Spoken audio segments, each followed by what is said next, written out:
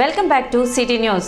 Land titling act 27/23కి వ్యతిరేకంగా Tenali bar association ఆధ్వర్యంలో చేపట్టిన నిరసనలు కొనసాగుతున్నాయి. ప్రభుత్వం తీసుకొచ్చిన నల్ల చట్టాన్ని వెంటనే రద్దు చేయాలని మరియు ప్రజల ఆస్తులకు రక్షణ కల్పించాలని ఈ సందర్భంగా వారు డిమాండ్ చేశారు. ఇటువంటి రాజ్యాంగ వ్యతిరేకమైన చట్టాలను తీసుకురావడం వలన ప్రజలకు జరిగిన అన్యాయాన్ని కోర్టు ముందు కాకుండా రెవెన్యూ ఆఫీసర్ల చుట్టూ తిరిగితే ప్రయోజనం ఉండదని, కాబట్టి ఈ చట్టాన్ని వెంటనే రద్దు చేయాలని వారు ప్రభుత్వాన్ని డిమాండ్ చేశారు. ఏపీ ప్రభుత్వం కొత్తగా తీసుకొచ్చినటువంటి భూ యాజమాన్య హక్కు చట్టం, ఏపీ టైటిలింగ్ యాక్ట్, దాంట్లో చాలా లోపాలతోటి ఉండటం వల్ల అడ్వకేట్స్కి కానీ సామాన్య ప్రజలకు కానీ చాలా నష్టాలు ఉన్నాయి.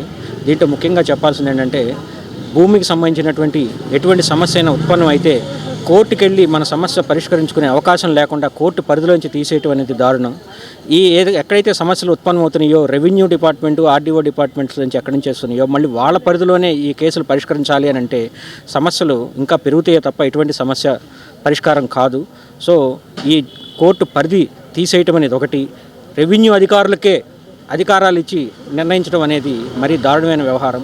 వీటి వల్ల ప్రజలందరూ కూడా భవిష్యత్తులో ఈరోజు ఒక భూమి యజమాని దాన్ని తాకట్టు పెట్టాలంటే టైటిలింగ్ ఆఫీసర్ దగ్గర నుంచి పర్మిషన్ తీసుకోవాలంట, ఎన్ఓసి. అదేవిధంగా అమ్ముకోవాలంటే కూడా ఎన్ఓసి తీసుకోవాలంట. ఇవన్నీ ఎంత నష్టదాయకమో మనం ప్రాక్టికల్గా ఆల్రెడీ చూస్తూనే ఉన్నాము. ఈ రోజున రిజిస్ట్రేషన్ ఆఫీస్లో దీనికోసం మన ఆస్తిని రిజిస్ట్రేషన్ చేసుకోవడం కోసమే రకరకాల ఇబ్బందులు పెడతా ఉంటారు, డబ్బులు మారుతూ ఉంటాయి. ఈరోజు పైగా టైటిలింగ్ ఆఫీసర్ని యొక్క క్వాలిఫికేషన్స్ కూడా నిర్ధారించబడలేదు. ఏ వ్యక్తి అయినా దాంట్లో రావచ్చు అంట.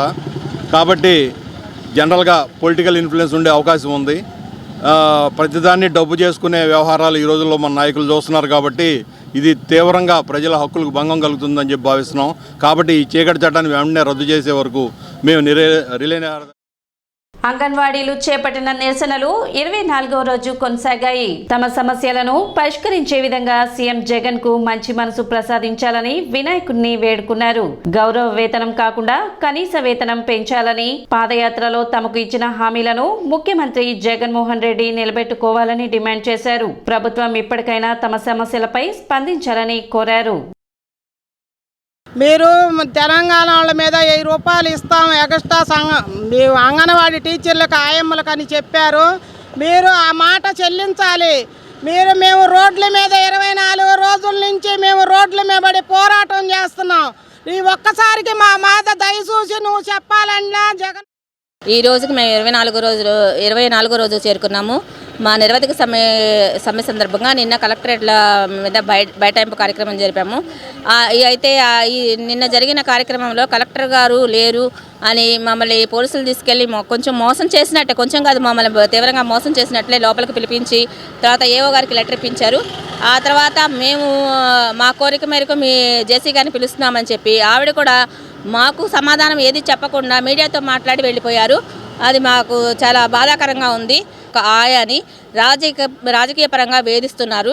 తనకి ప్రమోషన్ వచ్చే ఇది ఉన్నా కానీ జీవో ప్రకారం తనకే ఆ ప్రమోషన్ రావాలి. కానీ రాజకీయ వేధింపుతో తనకి ప్రమోషన్ ఇవ్వమని చెప్పి వాళ్ళ తొత్తుల్ని పెట్టుకోవాలని చెప్పి చాలా రాజకీయంగా వేధించి మా అధికారులు కానీ రాజకీయ నాయకులు కానీ ఒత్తిడి చేస్తున్నారు. ఇది మేము చాలా వైసీపీ ప్రభుత్వంలో పోలీసులు పక్షపాత ధోరణితో వ్యవహరిస్తున్నారని ప్రతిపాడు టీడీపీ ఇన్ఛార్జ్ రామాంజనేయులు అన్నారు.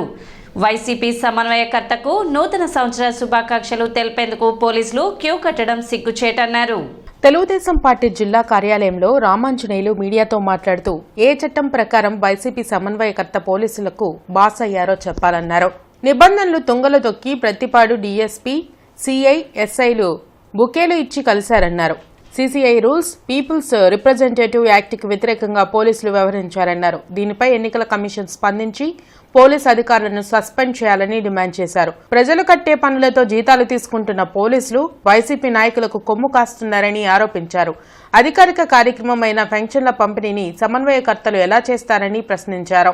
ఎమ్మెల్యేలతో చేపించాల్సిన ప్రభుత్వ పనులను సమన్వయకర్తలతో చేపించడంపై సమాధానం చెప్పాలన్నారు. అధికారులపై చర్యలు తీసుకుని రానున్న ఎన్నికలు సజావుగా జరుగుతాయని ఎన్నికల కమిషన్ నిరూపించాలన్నారు. రాష్ట్ర ఎన్నికల కమిషన్ స్పందించకుంటే జాతీయ స్థాయిలో దీనిపై పోరాటం చేస్తామని హెచ్చరించారు. దళిత ఎమ్మెల్యేల మార్పుపై జగన్ ప్రజలకు సమాధానం చెప్పాలన్నారు. జనవరి 10వ తేదీ వరకు ఎలక్ట్రల్ ప్రాసెస్ అమల్లో ఉంది. ఎలక్ట్రల్ ప్రాసెస్కి సంబంధించిన నియమ నిబంధనలు అమల్లో ఉన్నాయి. దీనికి సంబంధించి పోలీస్ శాఖ కూడా చీఫ్ ఎలక్ట్రల్ ఆఫీసర్ యొక్క నియమ నిబంధనలకు లోబడి పనిచేయాల్సి ఉంటుంది. మరి ఇవన్నీ కూడా తుంగలో తొక్కి ఎవరి ఆదేశాలతో పత్తిపాడు డిఎస్పి, సిఐ, ఎస్ఐలు ఒక సమన్వయకర్త పార్టీ ఆఫీస్కి వెళ్ళి కేక్ కట్ చేశారు, బొకేలు ఇచ్చారు, ఆయన్ని అభినందించారు. మరి ఇది ఏ పోలీస్ మాన్యువల్లో ఈ రకమైనటువంటి నిబంధనలు ఉన్నాయో డీజీపీ గారు సూటిగా ప్రజలకు సమాధానం చెప్పాలి. ఇది పూర్తిగా నా 35 సంవత్సరాల పరిపాలన అనుభవంలో ఒక ఐఏఎస్ అధికారిగా, మాజీ ఐఏఎస్ అధికారిగా చెప్తున్నా, ఇది పూర్తిగా కోడ్ ఆఫ్ సివిల్ కండక్ట్ రూల్స్కి విరుద్ధము. 1964 సిసిఏ రూల్స్కి పూర్తిగా విరుద్ధం. ఇటీవల 4 సంవత్సరాల 8 నెలల కాలంలో పోలీస్ వ్యవస్థ పూర్తిగా పక్షపాత ధోరణితో ఉందని బాధితులు గగ్గోలు పెడుతున్న డీజీపీ గారు వచ్చి మేము నిష్పక్షపాతంగా ఉన్నాం, అన్ని విషయాల్లో నియమ నిబంధనలకు లోబడి పనిచేస్తున్నామని అనేక పర్యాయాలు ప్రెస్ కాన్ఫరెన్స్లో చెప్పడం, మరి ఈ సంఘటన ఏ రకంగా ఆయన చెప్పిన దాన్ని సమర్థిస్తుందో డీజీపీ గారు ప్రజలకు చెప్పాల్సినటువంటి బాధ్యత ఉంది. తప్పుడు సమాచారంతో విడుదల చేసిన మంత్రి విడుదల రజనీ ఓటును రద్దు చేయాలని టీడీపీ నాయకులు కనపర్తి శ్రీనివాస్, బుజ్జి డిమాండ్ చేశారు. మంత్రి విడుదల రజని ఓటును రద్దు చేయాలని డిమాండ్ చేస్తూ మున్సిపల్ కార్పొరేషన్లోని అధికారులకు వినతి పత్రం అందజేశారు. ఈ సందర్భంగా కనపర్తి శ్రీనివాస్, కార్పొరేటర్ బుజ్జి మాట్లాడుతూ రాష్ట్ర వ్యాప్తంగా ఎన్నికల వ్యవస్థ పూర్తిగా అస్తవ్యస్తంగా మారిందన్నారు. మంత్రి విడుదల రజని ఖాళీ స్థలం అడ్రస్తో తన ఓటును నమోదు చేసుకున్నారని, ఇది నిబంధనలకు విరుద్ధమన్నారు. ఎన్నికల నిబంధన చట్టం ప్రకారం ఖాళీ స్థలంలో ఓటు హక్కు ఇవ్వకూడదన్నారు. తప్పుడు సమాచారం ఇచ్చి అధికారులను తప్పుదారు పట్టించిన మంత్రి ఓటును వెంటనే రద్దు చేయాలని డిమాండ్ చేశారు. మంత్రివర్యులు విడుదల రజని ఇక్కడ పోటీ చేసే ఉద్దేశంతో తన ఓటుని చిలకలూరిపేట నుంచి పట్టాభిపురం మార్చుకుంది. మేము వెళ్ళి చూస్తే ఆమె ఓటు ఎక్కడుందా అంటే ఖాళీగా వేకెంట్ సైట్, అది తాళం వేసి ఉన్నది, మొత్తం ఖాళీగా కనపడతా ఉంది. అక్కడ ఒక అపార్ట్మెంట్ ఉన్నట్టు, ఆ అపార్ట్మెంట్కి ఒక పేరున్నట్టు, ఏమో పలానా ప్లాట్లో ఉన్నట్టుగా చూపించింది అక్కడ. కానీ ఖాళీ స్థలంలో ఓటు ఇవ్వటం అనేది ఎన్నికల చట్ట నిబంధన ప్రకారం తప్పు, అక్రమం. ఆమె అక్కడున్నా ఇక్కడ పోటీ చేయొచ్చు, ఈమె ఇక్కడ గుంటూరులో ఉన్న సొంత ఇంట్లో అయినా పెట్టుకోవచ్చు, తప్పు లేదు. కానీ ఈ తప్పుడు పనులకు ఎందుకు పాల్పడిందో ఆమె సమాధానం చెప్పాలి. వేకెంట్ సైట్లో ఓటు ఇవ్వకూడదు, ఎలక్షన్ కమిషన్ రూల్స్ ప్రకారము. ఏమో తప్పుడు ఫామ్ డిక్లరేషన్ ఇచ్చింది. అక్కడ అపార్ట్మెంట్ ఉన్నట్టుగా, అప్పుడు పాత సినిమాల్లో మనకు విఠలాచారి ఉండేవాడు, పిల్లిని ఏనుగు, ఏనుగును పులిని చేసేవాడు. అట్టనే ఏమో కూడా ఖాళీ స్థలంలో విఠలాచారి సినిమాలో అపార్ట్మెంట్ను సృష్టించింది, లేనిపోయిన అపార్ట్మెంట్ని జిమ్మిక్కులు చేసింది. ఆమె చదువుకున్నది, ఉన్నత విద్యావంతురాలు. ఈ విధంగా తప్పుడు సమాచారం ఎందుకు ఇచ్చి ఓటు హక్కు పొందింది? దీని వెనక ఏం చేద్దాం అనుకుంటుంది? ఎందుకు వెబ్సైట్ హోల్డ్ చేశారు? ఇవన్నీ మాకు కావాలి. ఎందుకంటే ఆ రోజున పొలిటికల్ పార్టీలకు ఇచ్చిన దానిలో మాకు ఇచ్చిన దానిలో 14 ఓట్లు ఉన్నాయి. 14 ఓట్లే ఆన్లైన్లో కనిపిస్తూ ఉన్నాయి. కానీ ఇక్కడికి వచ్చి కార్పొరేషన్లో చెక్ చేస్తే 24 ఉన్నాయి, 24 ఓట్లు ఉన్నాయి, 22 ఓట్లు ఉన్నాయి. ఎందుకు ఆ 11 ఓట్లు ఏమిటి? దొంగ ఓట్ల? మాకు సమాచారం తెలియాలి. ఆమె ఏమేమి ఆధారాలు సమర్పించి ఓటు పొందింది? ఒక ఓటు హక్కు పొందాలంటే ఎలక్షన్ కమిషన్ మాన్యువల్ ప్రకారం ఒక ఓటు హక్కు పొందాలంటే దానిలో ఒక 6 ఉండాలి. పాస్పోర్ట్ అదే అడ్రస్లో ఉండాలి, పర్మనెంట్ నివాస యోగ్యత కలిగి ఉండాలి, నివసిస్తూ ఉండాలి, నిద్రిస్తూ ఉండాలి, అది ఆమెకు రెసిడెన్స్గా ఉండాలి. బైజూస్ ఒప్పందాన్ని రద్దు చేయాలని డిమాండ్ చేస్తూ విద్యార్థి సంఘాలు ఆందోళన చేపట్టాయి.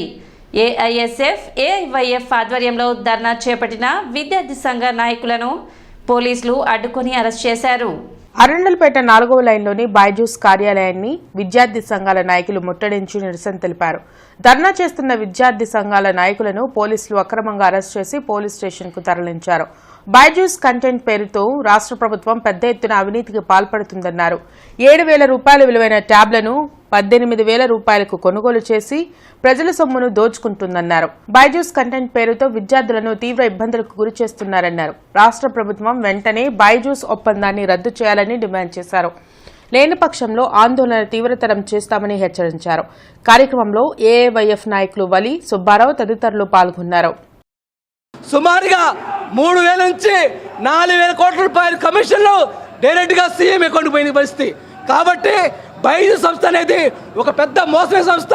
ఇప్పటికే సెంట్రల్ ప్రభుత్వం కూడా దీన్ని విచారణ చేస్తుంది. కాబట్టి ఈ రాష్ట్రం ముఖ్యమంత్రి గారు కూడా మీరు విచారణ చేయించాలి. బైజూస్లో తల్లిదండ్రులు ఏడుస్తూ ఉన్నారు.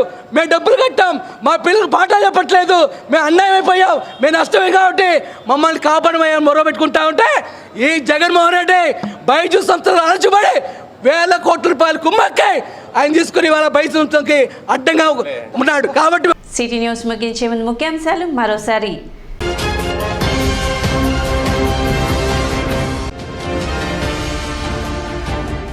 దేశంలో ఎక్కడా లేని విధంగా 3,000 రూపాయల పెన్షన్ అందించిన ఘనత CM Jaganmohan రెడ్డిదే. MLA అన్నపతిని Shivakumar.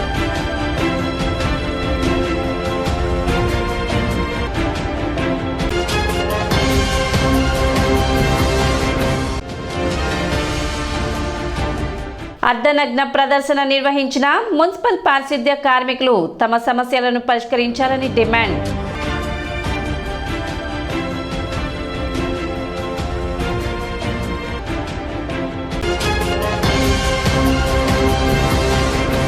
City news ఇంతటితో సమాప్తం. నమస్కారం.